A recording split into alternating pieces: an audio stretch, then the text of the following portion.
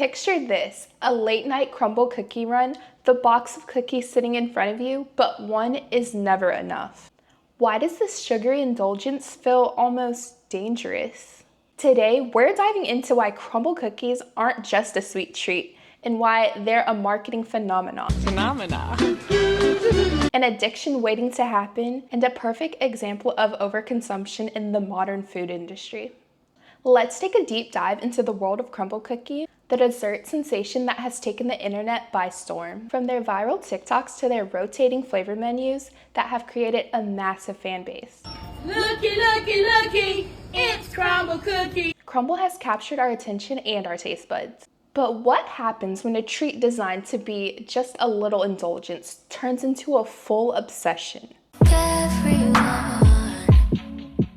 In this video, we're exploring the science of sweet cravings, the psychology between limited edition flavors, and how Crumbl is redefining what it means to indulge.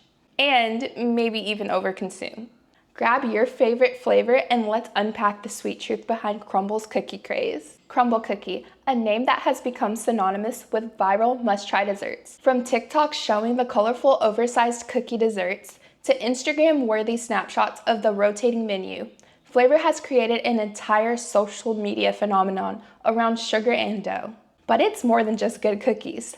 The brand has managed to tap into something deeper, our desire for novelty, our craving for what's new, and most importantly, the addictive nature of limited edition offerings.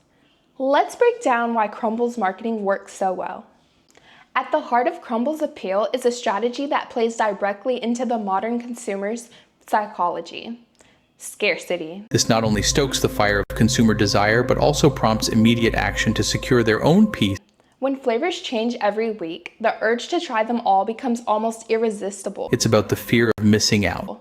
And in the world of social media influencers, FOMO, fear of missing out, reigns supreme. Crumbl capitalizes on that feeling by offering limited edition flavors that are gone before you know it. Scarcity principle to make their products all the more coveted. It's not just marketing, it's science. Research shows that sugar, fat, and carbs stimulate the brain's pleasure centers in the same way addictive substances do. Crumbl cookies are designed to be a perfect storm of all of these elements.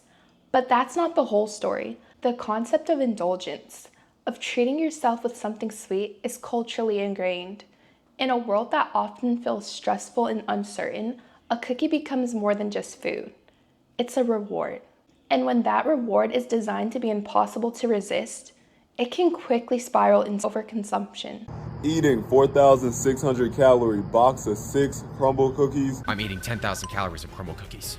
But it's not just about the taste. It's the packaging, the brand identity, the very experience of eating a Crumbl cookie. Each moment feels like a small victory, a fleeting escape from the ordinary.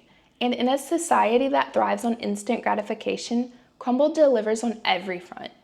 But with that comes a dark side of overconsumption. We shouldn't have had the Crumbl cookies. My stomach hurts so bad. God damn it, Crumbl cookies done got my ass. I'm shitting straight liquid. You've probably seen the Instagram post, a Crumbl box that starts out with just one cookie, but before you know it, you're walking out with a dozen. And let's face it, Crumbl's size isn't exactly small either. A single cookie can contain the same amount of calories in a meal, and they're often packed with sugar, fat, and empty calories.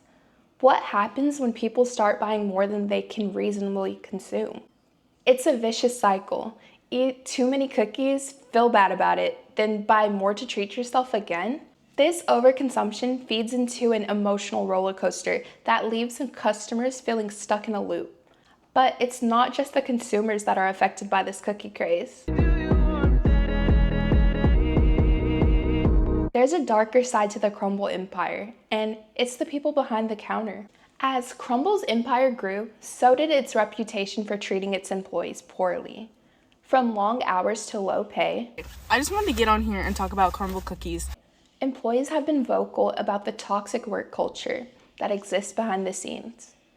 In an industry that revolves around luxury, indulgence, it's ironic that the workers who make these indulgences possibly are often treated with less care than the cookies themselves. While Crumbl is raking in millions of dollars in sales, the workers are left to deal with intense pressure, understaffing, and poor management practices. In fact, a number of former employees have shared their stories of working long shifts with little to no support. Many report feeling overworked and underappreciated. And while the company promotes a culture of fun and creativity on social media, the reality of many of its staff is far from sweet. Some employees have even taken to social media to air their grievances, calling attention to things like forced overtime, unrealistic expectations, and a lack of respect from management.